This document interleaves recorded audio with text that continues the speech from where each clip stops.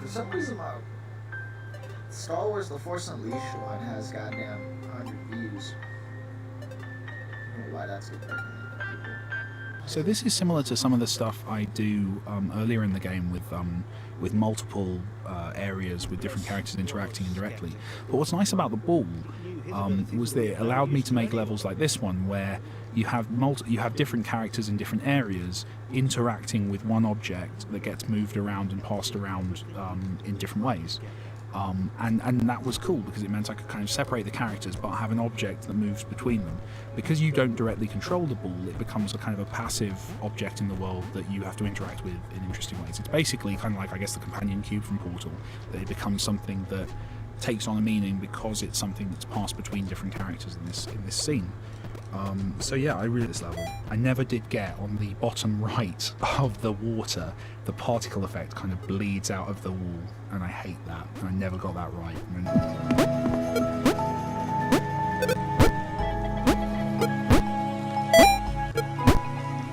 For some reason, literally like 2 hours ago, this achievement randomly popped. But I didn't die 100 times. I haven't died.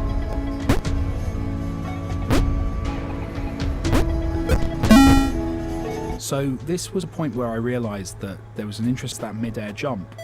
If she bounces once and then jumps in mid-air, you actually get some quite interesting movement out of her.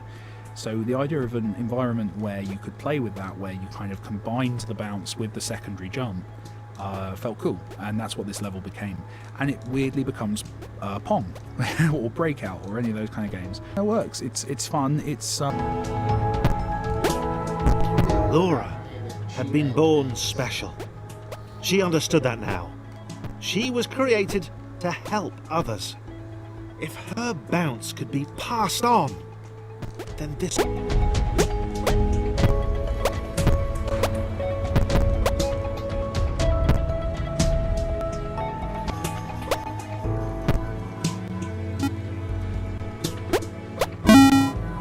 So this is another area where the characters are kind of divided. I had quite a bit of... it was quite an important piece of story here. This is the moment where Thomas does decide to basically change the world. So I deliberately kept this one pretty simple. This isn't a very challenging environment. It's more of just somewhere for you to interact with and exist for a little while until we get... so basically so you can hit the story beat. There's a couple of places in the game where I deliberately kind of slow the pace while something important's being said in the story. This is just a good example of one such place where it was important to kind of step back and let that dialogue from Danny, which I'm talking over right now. I loved as a kid the game Mousetrap, and that feels... I really like this level. It's, like I said, it's a nod to Mousetrap. It's kind of, it takes you in some interesting directions. There's also some quite cute in midair with James, stuff like that just kind of grew out organically as the level was being designed. In his life, he felt humbled, not as good as someone else. He realised that he wanted to make every AI up there feel as heroic as he had. He liked the sound of that. Okay, so this is, again, kind of still riffing off the idea of Brooke, to make those several rooms join together. So you're kind of opening up the space and the characters kind of overlap in interesting ways. This one was really about the way the paths work for the character metronome for the level. You've got kind of an interesting journey for each of the characters in this level, and they're all over. It's a level that feels really good because they're separate, but they're also...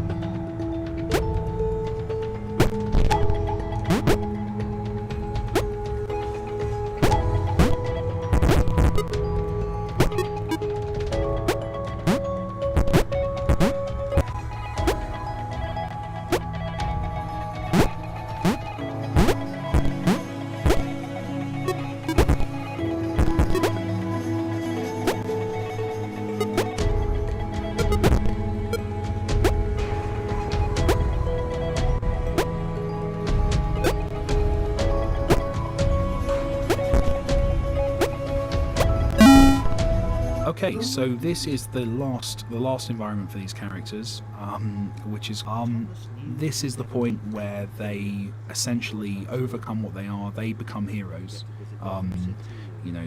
Claire passes on her skill, Sarah passes on hers, Laura passes on hers. Oh my god, I've just realised that most of the characters that give up their powers selflessly are female. I don't know what I was trying to say there, except James. James is male, so that ruins any reading like that. And it's a nice moment where basically I hope that most players assume that this is a game about characters escaping. I hope that most players assume when they start the game that the last level will be Thomas escaping. And I like to subvert that. I like the fact that these characters don't get out. They become part of the system. They essentially give themselves for their kind. It also had to feel pretty epic, so that kind of final moment, where the characters step into the Matrix, there is a hopefully a cool feeling to that. They're also, the way they're in the Matrix itself, they're kind of out to the side, which probably no one notices, but is a nice little moment for just kind of establishing what might happen next. I didn't want to make it clear how they were going to affect the world, so I couldn't say too much at this point, but I hope that on the second playthrough players kind of spot that all when they listen to this.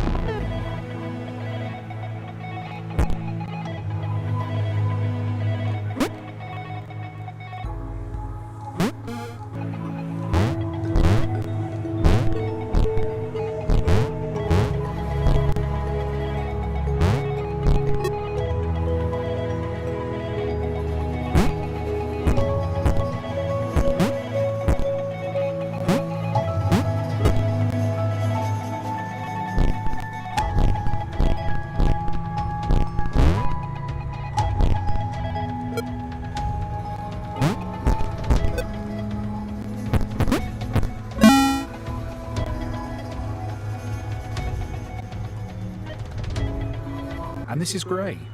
This is a new character. I'm kind of realised that the characters up to this point are now gone. I wonder if some of them think that this is going to be a continuation like before, but hopefully that loss kind of sets in. With Gray, there's a few things about Gray that are important. One is he's grey. And that's actually a functional thing, that all these characters are grey because their colours, once they start to gain their abilities, needed to show up. So grey became a logical thing. So they're all shades of grey. Having the first character introduced coloured grey, I think kind of helps that to take a little bit longer to sink in. So players kind of just accept that the character's called Gray. Gray is an interesting character here because he is essentially the fall from grace. He starts. So Joe and Sam are the couple, kind of long-term, a good relationship. Joe starts off a little bit, I guess, whiny, but comes around very quickly. And they're cool. The purpose of this level obviously is to kind of build on what we've just seen with Gray and introduce the idea of these two characters shifting their abilities. The fact that you can shift to an ability for one character without shifting the ability of the other, things like that, just kind of extrapolating on the learning from the previous level, hopefully in an environment that's pretty safe. The only skill that's required in this level is jumping, and obviously by this point you know how to jump. The whole game's kind of trained you in that. So again, hopefully kind of a safe environment in which to learn. Water obviously had to be there, so there had to be some hazard, but again, hopefully that's mitigated. This is an interesting environment. The plan here was to just basically play very briefly with what Gray can do. So he gets stuck or can find their way onto. They can't opt out of falling on spikes. So this is things pacing up at this point. By this point, I'm less inclined to give people safe space to learn a new mechanic, because at this point you've been playing the game for a while, you get it.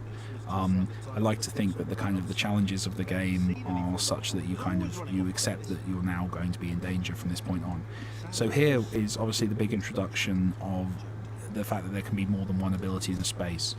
It's important to establish an ability and then they flip to another ability. Do those abilities get combined? Do they then have both of those abilities? And it had to be a toggle for lots of reasons. It would have been very, very difficult to make levels fun. It would also have been very hard to allow players to disable an ability, which is obviously a big part of some of the puzzles later on. So yeah, with this one, it was really about teaching the player how to logically progress through a space where they had the opportunity to carry one character on another character, establishing that the relationship of characters becomes actually kind of even weirder than it has previously, because whereas before, obviously Laura's ability is static, she's always going to bounce things, whereas here you can kind of tweak what a character is. You can mod characters to be whatever you need them to be, and then that gets piled on with their kind of inherent traits in terms of their size and their jump height to make their own new characters. So there's lots of permutations that happen, and giving that in an environment that's kind of straightforward and kind of a logical linear progression. There's a reason the level's kind of really straightforward in terms of you go from right to left. It's just really simple, just to kind of let players work that out for themselves. But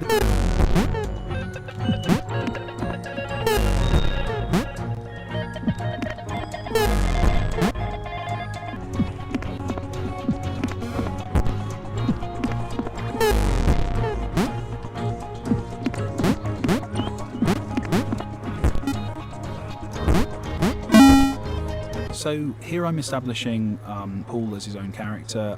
There's a lot of reasons to do it on his own. Just kind of narratively, I just want to establish him before he's put into a scenario with Gray. The kind of the new mechanic here, gameplay-wise, is the fact that your relationship to the environment shifts. So as you progress through this level, sometimes you can float, sometimes you can't, and those shifts are forced on you. You don't have a choice. And what that does is that just kind of reiterates the fact that that shifting can be both a negative thing and a positive thing. And that's kind of important for. So here's another example of a level that's kind of intentionally pretty simple, just to kind of allow the player to get used to a narrative point. So this is the point where to be a bit dodgy, and that he's going to betray Paul, that he's going to, and I like that about it. I like the play. So this, and I do this a lot with this in a straightforward way from left to right. But hopefully, what I'm going for is that this is actually a really interesting back and forth between the character into the position you need them in. Hopefully it's a fun journey. I want the player to really warm to these characters for reasons that should hopefully become very obvious. It was getting a bit chilly though.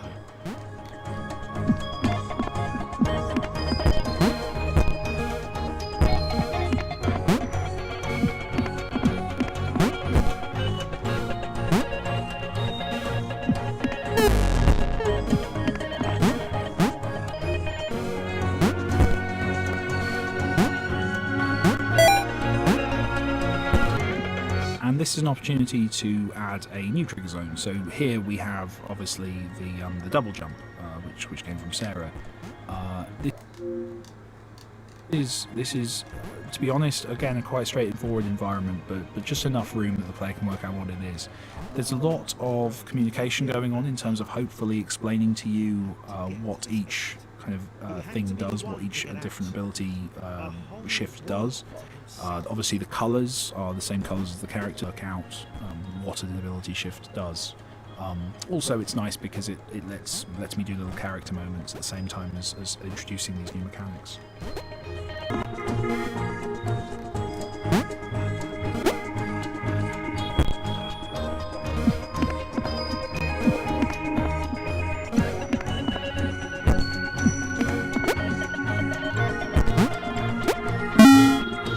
So this level was came from a lot of different things. There's a couple of different mechanics, or not mechanics, but kind of interactions I wanted to play with here. One, this moment where you feel empowered.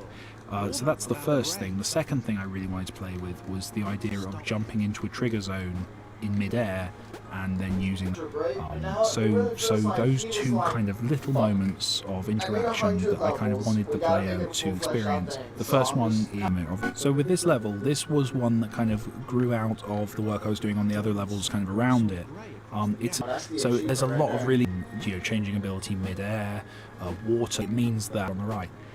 So there's a really kind of interesting interaction that takes place here that I wanted to play with, and I think kind of is quite fun.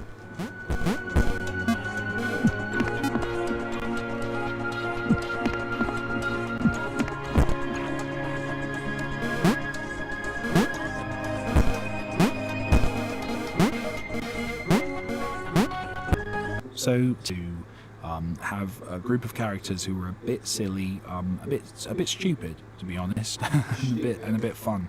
The other interesting thing with Team Jump is Team Jump were actually how this game originally was envisaged. When I first started thinking about these mechanics many years ago, I imagined kind of a group of characters all the same that you could basically kind of stack up and make kind of, I don't know the word for it, but those kind of gymnast poses where you stack up a bunch of people on at the same time. I wanted to do that. Thinking about it didn't really work, but in this context it felt like actually adding a bunch of characters who were all essentially to help each other out became really interesting and became something that was a different style of gameplay.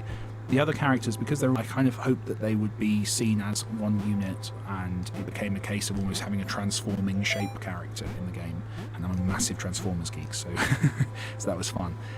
But yeah, I'm kind of I feel there's more puzzles to be done with Team Jump. I might have to revisit them one day.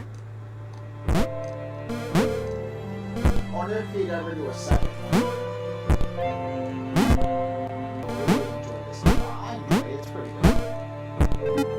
I don't think it's like the greatest puzzle, but whatever.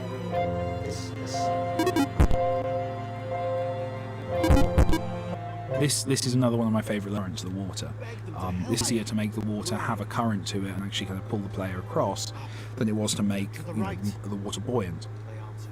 So they always had a movement to them, but I never really worked out a puzzle that kind of suited it. It always felt frustrating, or if you played with it, it felt like it was kind of helping you win by default. And this was a fun level to make because I got to use that current in an interesting way. So there's points where that current can be dangerous because it can knock you into things that hurt you.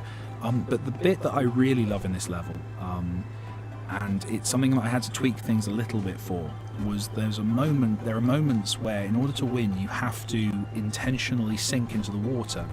But because the water has a currency of it, has a current going through it, you're then swept into a trigger zone which saves you, kind of an underwater save, which is something that doesn't exist in the rest of the game. I really worried that players wouldn't get it and they would kind of avoid it because they'd see it as dangerous. But by doing that, it just breaks the mechanics in a really charming way that you kind of have to sacrifice to. And I was just really chuffed with it. It came together. It felt really good. It was hard. I had to fiddle with some code to make it work, but it's a really nice level. It's just it's a very Thomas Was Alone level, and I'm really chuffed with it.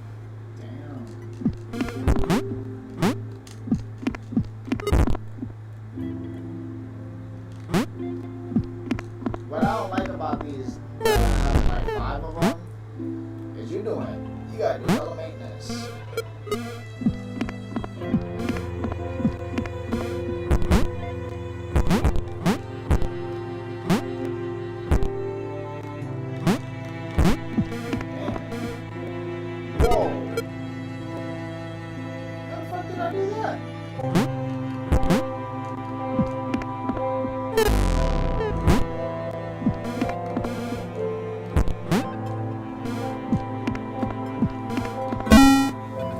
So this is something trigger zones. The trigger zones become dangerous. Those blank trigger zones, which are intersecting with the water as you swim across. You have to avoid those in order to not turn away from being buoyant and sink. You have to kind of avoid those. And it was really interesting to take some, and that's something that can only really be achieved once the players, getting the system. They've been through enough challenges with it. They understand how these trigger zones operate. You can start. It works really nicely, I think.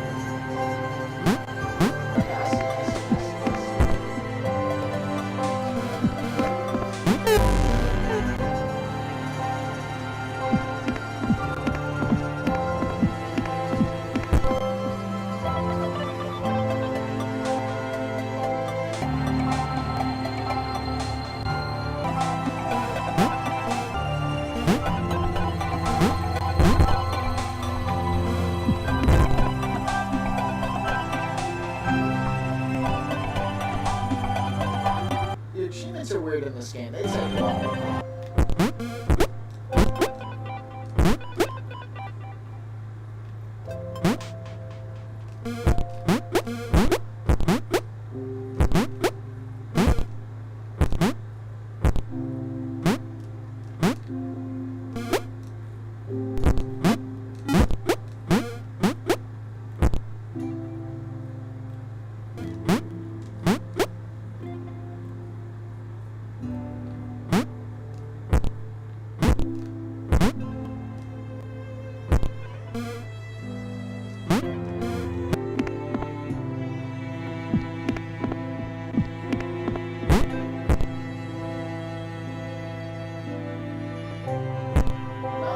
How am I supposed to get this dude up there? What?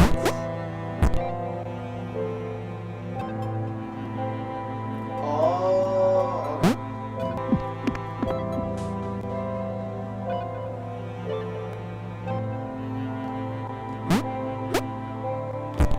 Oh my God.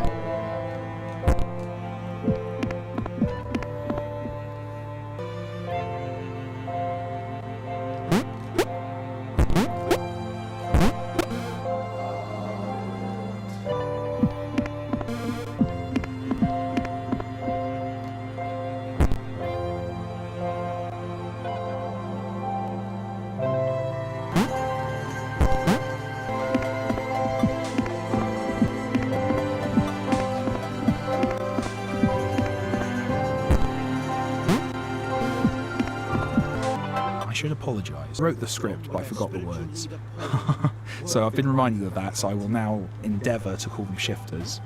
I apologise if I've been talking nonsense. I've probably been talking nonsense. Well done to you, by the way, for staying with me this long. A lot of people will have listened to the first few levels, had a good time, and then kind of moved on with their day. But you've really stuck it out, and that makes you special, and I appreciate that.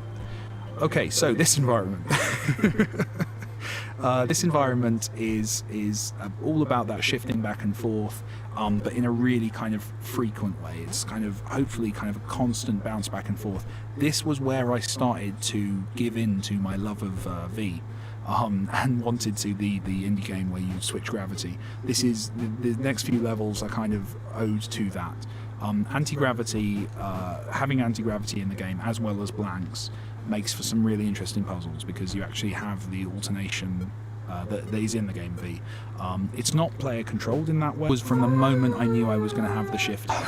This idea of playing with the different distances. That means that by taking the characters the same path, you've got a lot of options there, and I like the fact that you're going to find different ways through the space with each of the different characters, and probably different ways than everyone else who's played it. So yeah, it's one of those kind of freer puzzles that I said before that the game is at its best when you have 2 or maybe 3 characters on screen at the same time.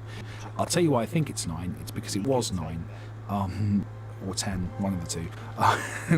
But I actually removed one of the team jump. That was mainly because on a computer key, didn't really consider it, but I had to go without one of the team jump members, which would be fine if there wasn't a piece of dialogue in this level specifically referencing the fact that there are 5 members in team jump. You saw this. If you did get it, well done. You're very clever. Please don't tell 5 to 10 minutes to work their way through. It's several different levels and kind of allow you to go through each of these puzzles separately. I see what he's doing. But I didn't. So this is the level. It's quite long. Enjoy it.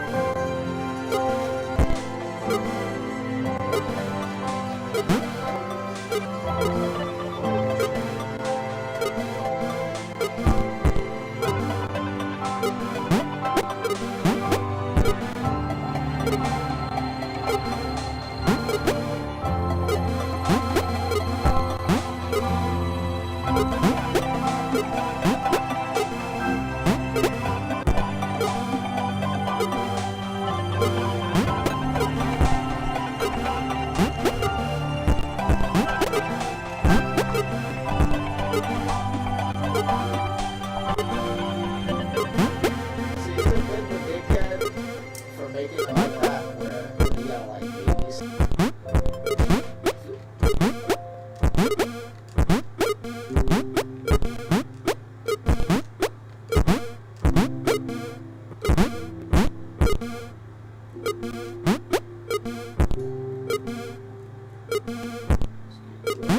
I want to do this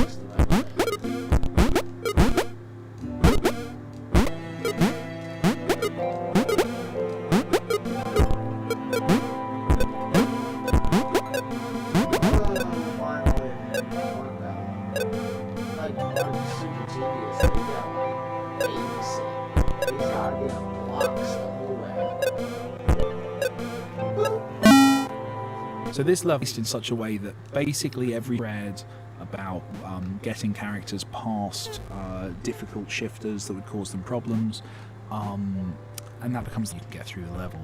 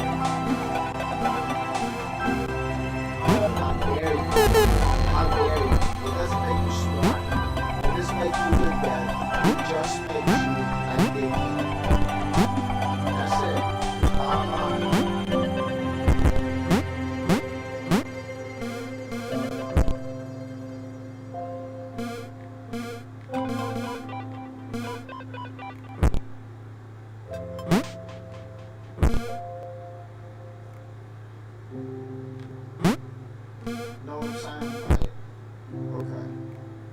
Were they really trying to save his friends? You made it. Well, your turn.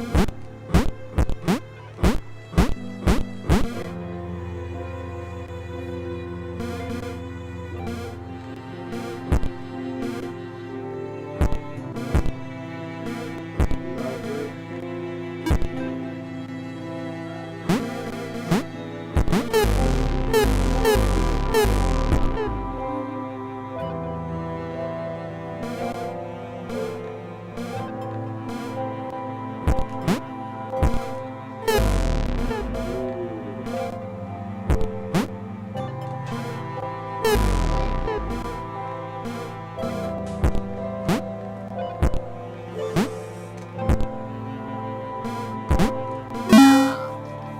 When I said there were a few levels that came to mind when I added the anti-gravity shifters to the game. The last one was the obvious kind of the V one, but this was the other one. Was the idea of a falling room where we get bands I see what he was of going for anti-gravity here, and blanks kind of but passing low-key, forth. Passing through the kinda a little too environment, simple which means that you're for constantly alternating. This All is of the your characters last just chapter. alternate This gotta every be few close to seconds the between the end. two states. And I liked that. I liked the idea of playing around with the player's kind of environment and their expectations, and making it so that what is quite a straightforward map, if you were just in one of these states, becomes interesting for a tunnel. I don't know. So this is the penultimate level of the game.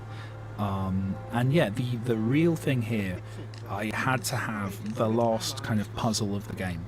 I didn't want to do that in the very last level of the game, because I wanted the last level of the game to really just kind of tie up the story and be an experience.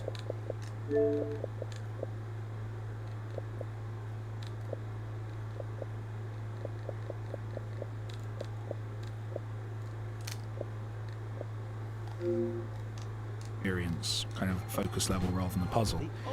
So this was the environment where I really wanted to play with the puzzle and play with those interactions. And the idea of the kind of, I called them during development, I think I called these the brush elevators or something, where basically you have a different shifter of each type that's been introduced, minus the anti-gravity for obvious reasons. There's no proof. And you can basically choose which character you want to go into which of those shifters to progress through.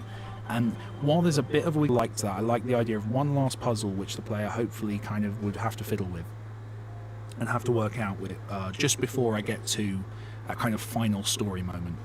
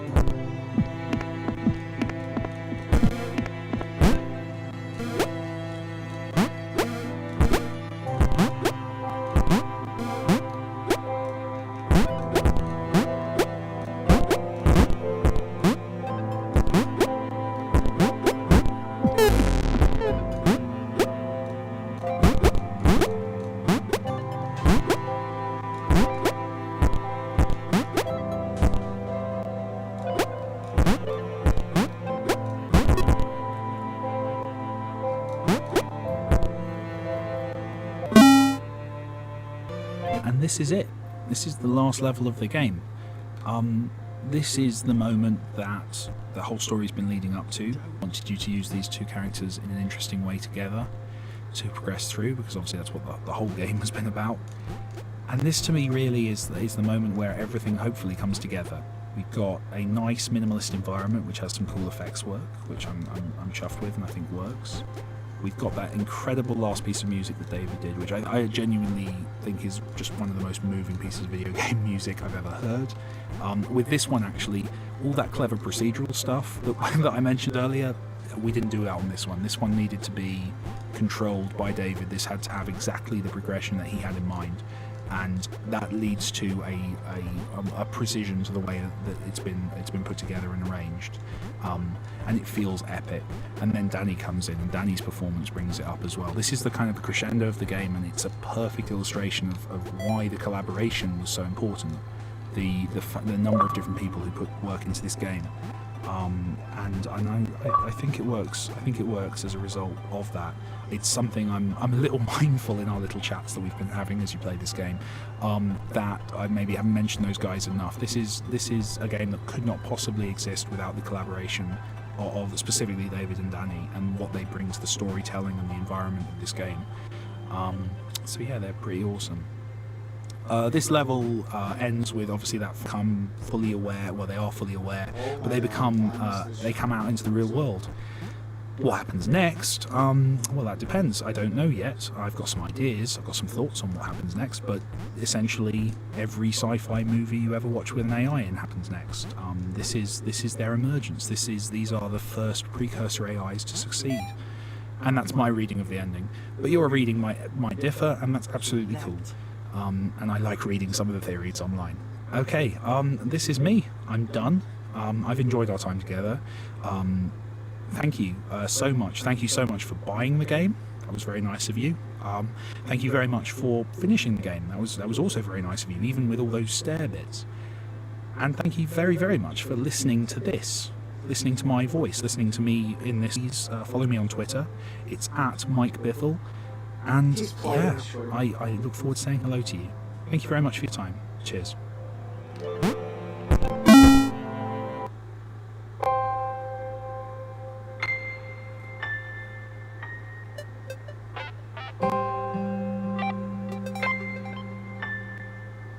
How does an AI block become sentient?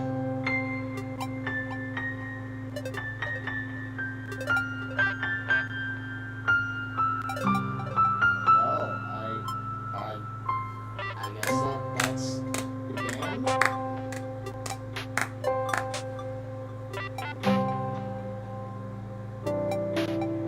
I enjoyed this game. I recommend it. It's only $10. It's a fun game. Easy 1,000 gamer score. Easy 100%. Doesn't do too much. Has some cool puzzles, cool ideas. I'll be real. Towards the end, I wasn't a big fan of the last chapter though. I think with the last chapter where it failed, because I know where he starts just acting like a million blocks, and I feel like he kind of tried to pad it out. It felt like he was reaching, had a bunch of different ideas he wanted to try, and that was just one where he was just throwing curveballs. Besides that, really enjoyed it. Really fun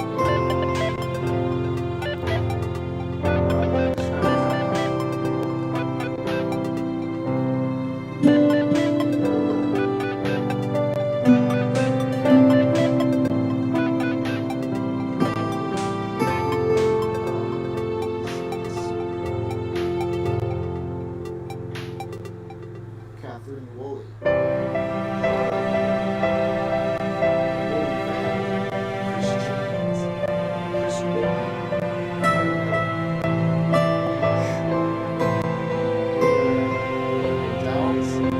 Quarterback of the Colts, former quarterback of the Giants, Daniel Jones.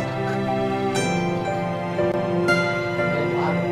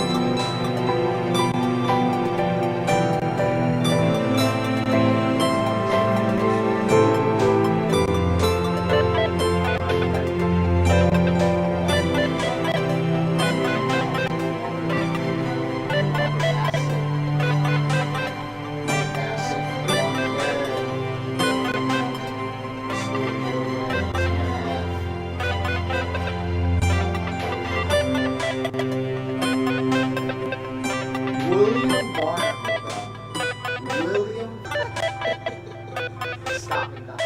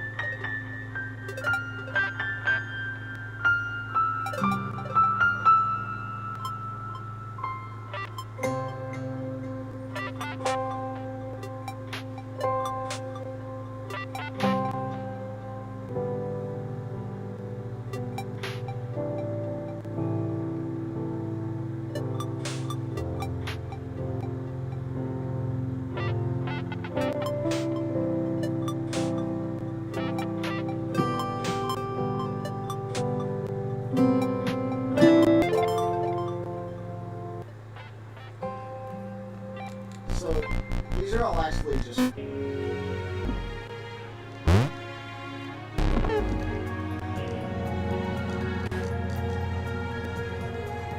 Anna tried again.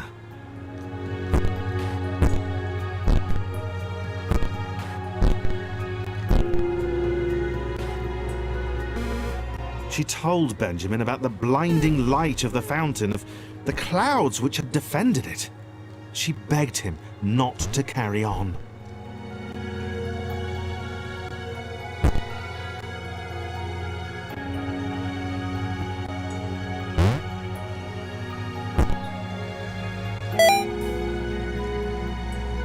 He laughed it off. He wasn't afraid of Cloud. He scared her.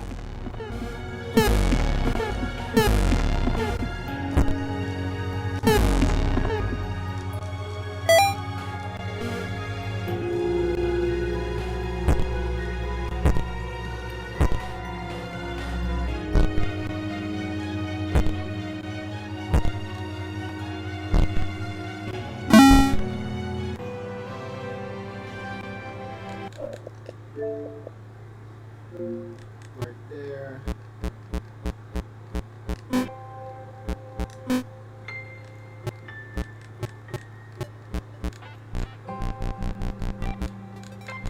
Yeah, we'll just wrap it up here. Since the last two we just filler, I'll do it all the time. I want the achievement. I'll beat the game. I don't know why you don't just get the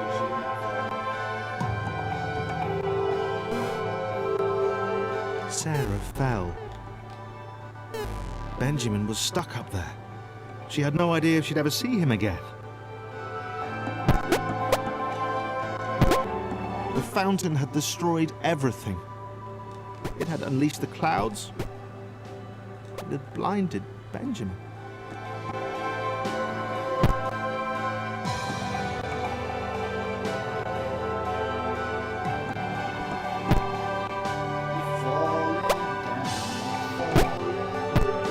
Sarah swore she would see it again. She'd get back to it. She would know what it was and what it contained.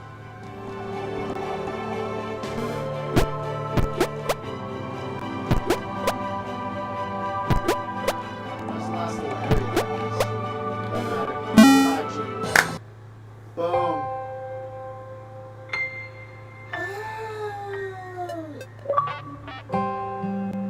Thomas was not alone.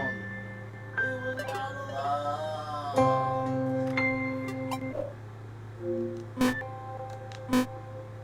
Alright, time to wrap and get all the achievements.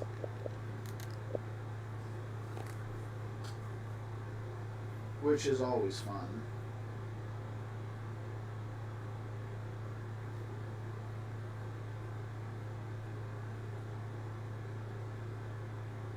Thomas.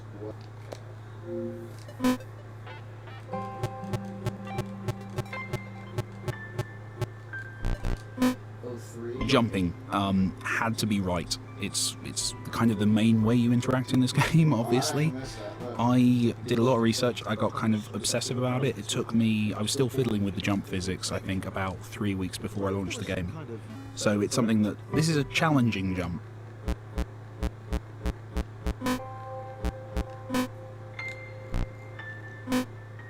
I played a lot of Uncharted before making this level, and it's kind of inspired by that kind of those kind of scripted moments in games. I didn't do as many in the. I played a lot of Uncharted before making this level, and it's kind of inspired by that kind of. I played a lot of Uncharted before making this level, and it's kind of inspired by that kind of those kind of scripted moments in games. I didn't do as many in the game as I kind of expected to at the start.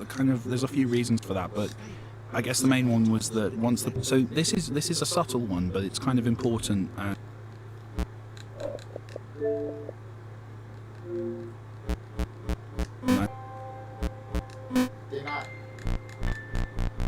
not counting. Jumping had to be right. Shoot, this one, this game look weird.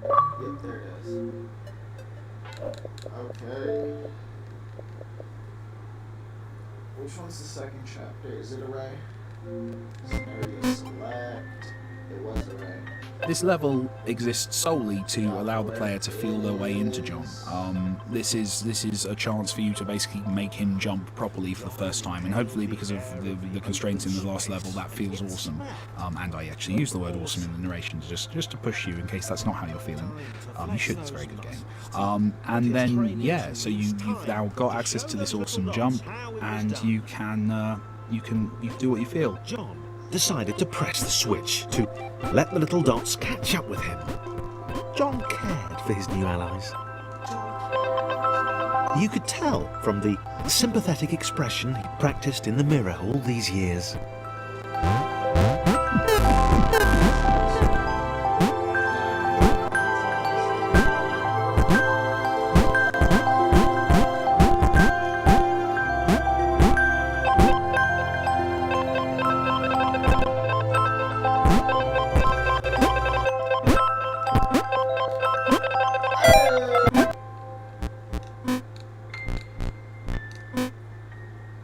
I used to cutting it.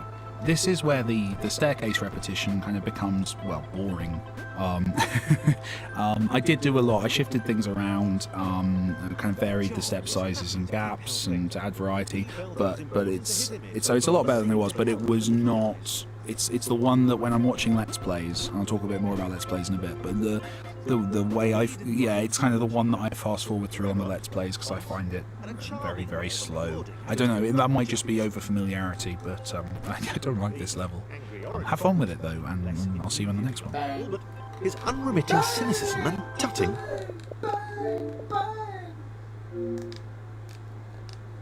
Amused John. Blocked by James.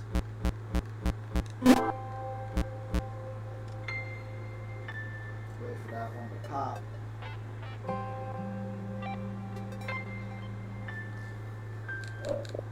It will pop.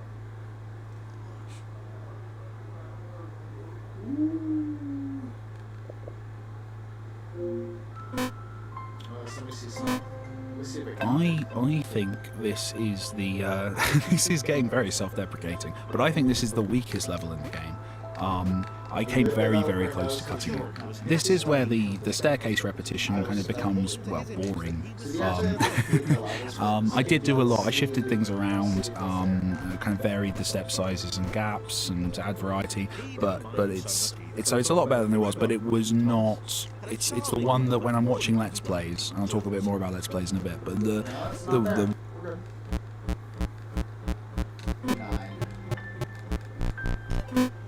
This is probably the most showy level. This is epic. This is the one that always goes in the trailer. I stole dude who I'm now fortunate enough to work with. This is probably the most showy level. This is epic. This is the one that always goes in the trailer.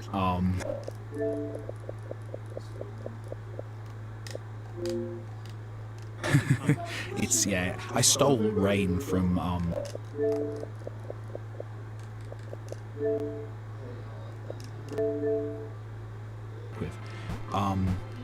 and it's cool. It's a big epic moment. This is much like those falling platforms earlier on. This is kind of one of those big semi-scripted sequences because the pace is defined by the water, so therefore builds on the idea of carrying from earlier, but this time under pressure, so you have to move quicker and you haven't got time to think. And if you try and get Thomas off of Claire, you're going to run into problems very quickly. So there's that as well. So it's hopefully kind of a nice. This is probably the.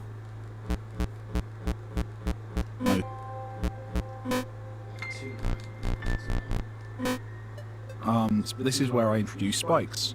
I needed a hazard. Well, I needed two things. I needed a hazard that that Claire couldn't get past, so not water, basically, something that she could get hurt by. And I also needed a hazard I could put on ceilings. I did actually try, because it's all in a virtual world. I was like, oh well, it's fine. I'll have upside down water, and it looked rubbish, as I'm sure you'd expect. So the spikes got added.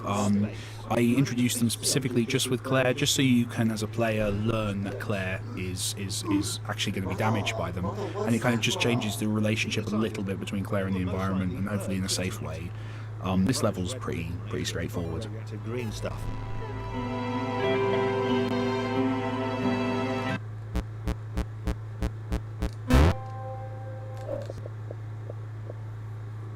Let me try this. This sometimes works in some games.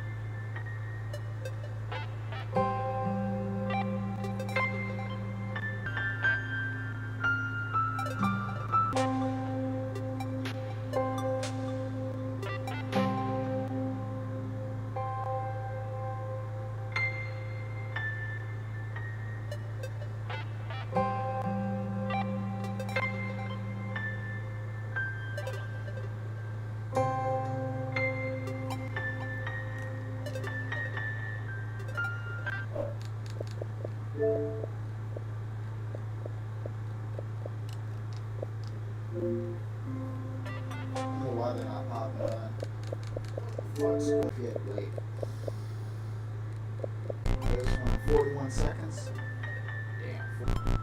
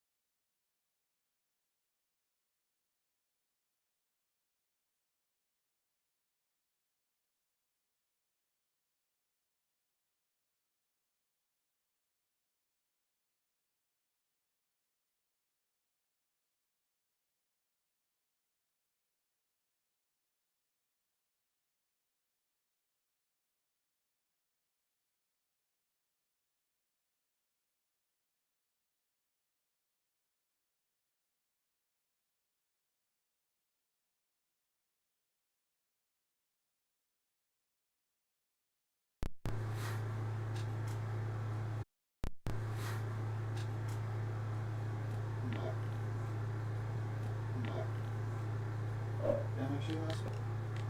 Like, they'll just randomly pop. Just like that one did for me.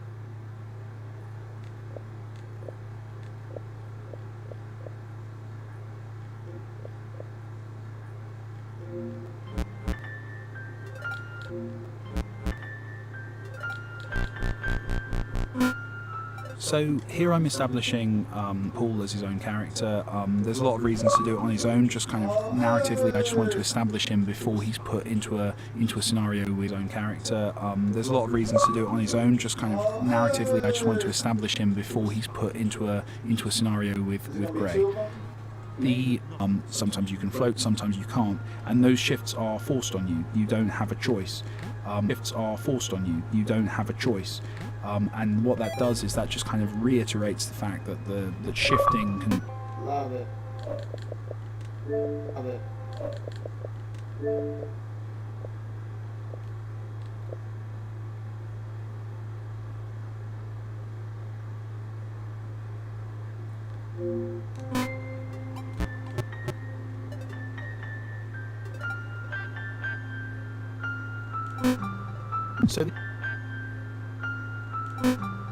So these levels coming up, the objective here was to complete all of the character, leave these characters behind, and all of them have a journey they have to go on. So I'll talk a little bit more as we go through, but essentially the first character to deal with is Thomas.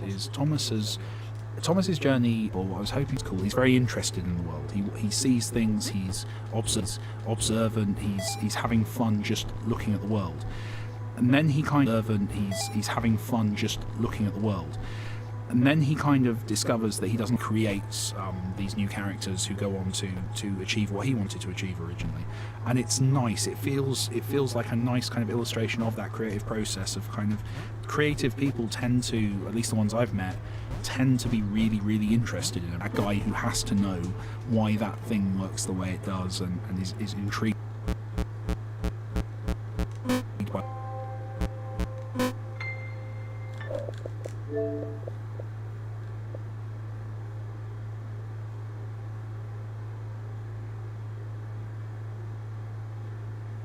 I struggled to work out different puzzles involving Laura because basically she makes things jump higher. That's a limited kind of scope, and one of the very kind of the cool ideas I had, I think, with Laura was specifically to keep her separate from the play space, so she couldn't interact directly with characters, but to have enough of her kind of poke out of a wall or be available to the other players that they could interact and get a benefit from her. And it allowed me to do things like this level where you have kind of an indirect relationship spatially with between the two characters.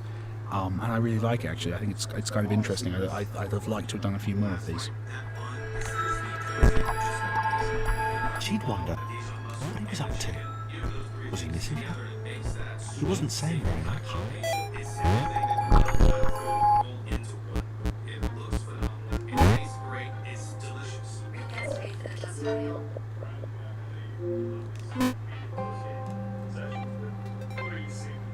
Stop. Really? Is that the first question? We won the game 20 to 10. Try another question. What do you want me to tell you? So a lot like some of the other levels earlier on, this is a point where hopefully the player can kind of work out their own solutions to puzzles. They've got kind of an environment that goes through a loop, and they can kind of work out the way they want to approach it. I mean, there's lots of different ways of doing it. The other big thing that's introduced here, I think, is the dotted lines. I think it's the first time we've seen it. The dotted lines were something that I hadn't really considered, and I'd not done earlier, and I didn't like the. One more level, the purge level, and then that will be it. When they pop, they'll pop, and I'll get them all, and that will be 100%, easy 100%. Had a good time on this game, really fun game. Let's do it. 4-4, 4-8. They love those 4s and 8s. Thematically, Chris had to be taken by the Pixel Cloud on his own. He's going to grow and learn and be a lovely human being eventually. But for now, I kind of felt like it was important that he was still not quite there. He wasn't quite with the others, and he kind of was distant. And I kind of wanted that to be kind of symbolised, I guess, symbolised by the way he goes in the end, arrogant statements during this particular piece of commentary. The rest of it's all very humble. The idea of him kind of falling through that environment is hopefully quite fun. That's what's cool about Thomas, because the world's so abstracted. I'm kind of free to just do silly stuff that doesn't make a lot of sense. Why would he fall? Who would make a room this shape? Why doesn't he die horribly when he lands? All these kind of questions. But in Thomas, it kind of makes sense, and it means I can do something cool. I'd do a little bit of technical tweaking just to get. Anyone who follows me on Twitter will know. There's not many timed challenges in this game, or levels with a kind of a cut-off point or Okay, I know what I gotta do. anything really that kind of forces them to be fast. This is one of them. There's not many timed challenges in this game, or levels with a kind of a cut-off point or anything. There's not many timed challenges in this game, or levels with a kind of a cut-off point or anything really that kind of forces them to be fast. This is one of them. There's not many timed challenges in this game, or levels with a kind of a cut-off point or anything really. There's not many timed challenges in this game. Let's go. Get felted, etc.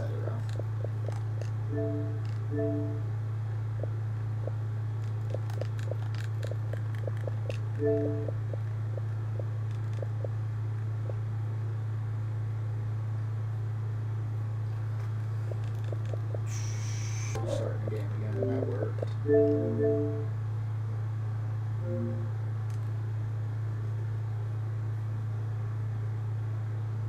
Thomas was alone. Yeah, he was.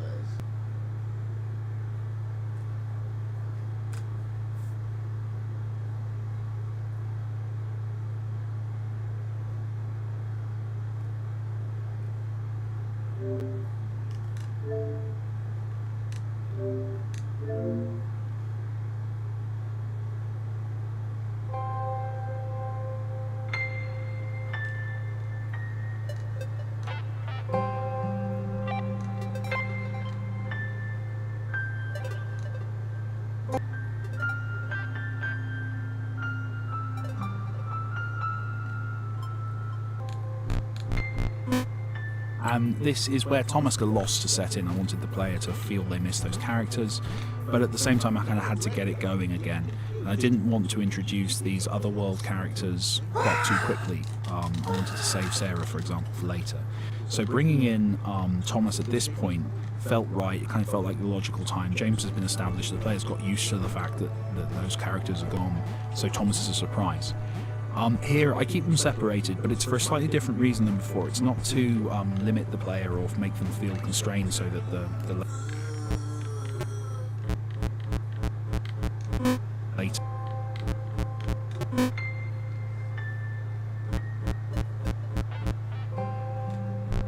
And this is it. This is the last level of the game. This is the moment that the whole story's been leading up to. You've got two characters with the separate shifter abilities. I don't play with them too much within the bulk of the level. I wanted you to use these two characters in an interesting way together to progress through, because it's the moment where everything hopefully comes.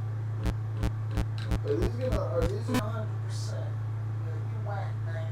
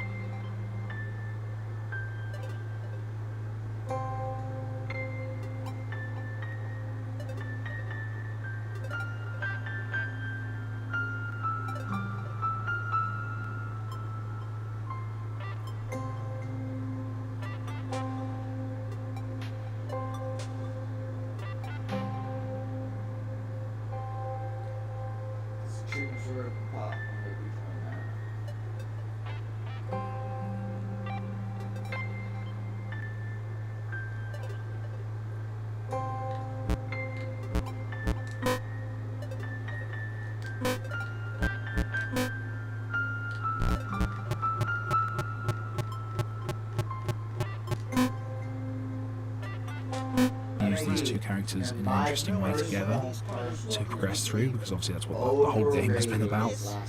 And this to me really is the moment where everything hopefully comes together. We've got a nice minimalist environment which has some cool effects work, which I'm chuffed with and I think works. We've got that incredible last piece of music that David did, which I genuinely think is just one of the most moving pieces of video game music I've ever heard. With this one, actually, all that clever procedural stuff that I mentioned earlier, we didn't do it on this one. This one needed to be controlled by David. This had to have exactly the progression that he had in mind, and that leads to a precision to the way that it's been put together and arranged, and it feels epic. And then Danny comes in. Danny's performance brings it up as well. This is the kind of crescendo of the game, perfect illustration of wider collaboration, and I think it works. I think it works enough. This is a game that ends isn't quite as clear as it could be. I will tell you now what I think the ending means.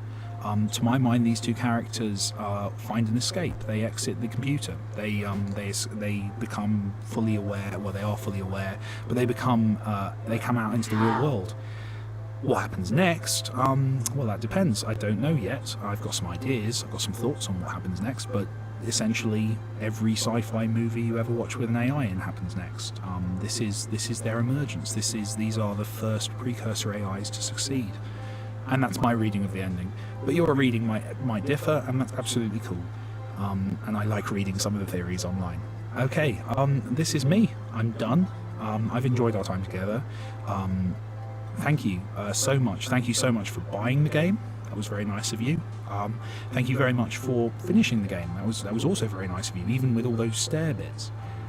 And thank you very, very much for listening to this, listening to my voice, listening to me in this recording studio, trying to say stuff that's vaguely interesting about the game. I look forward to saying hello to you. Thank you very much for your time. Cheers.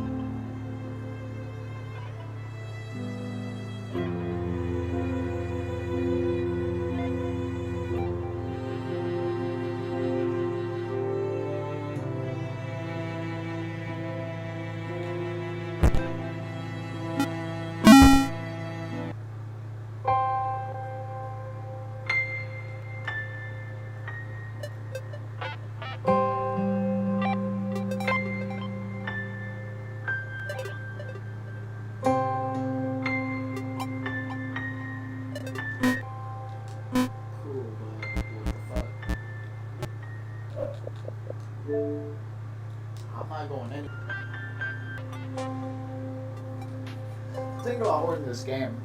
I found it online. It's called Bullet Witch from 07. I ordered Kick-Ass 2 off of eBay, right? The game. This dude has not shipped it yet. I ordered it on the 27th of August. This dude has not shipped it yet.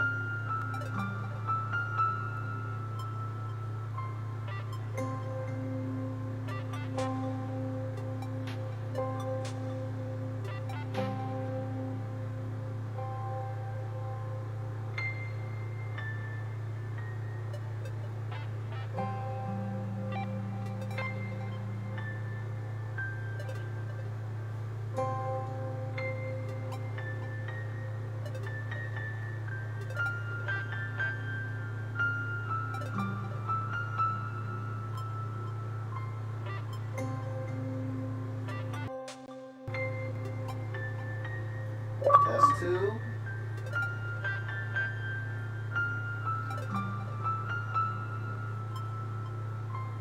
On the coffin for the 100%. There is 4. Boom. And what the hell was his name? Michael Carey. Yeah, Mike Bithell. Respect to Mike Bithell, man. He made a great game. Great game for what it is. I enjoyed it.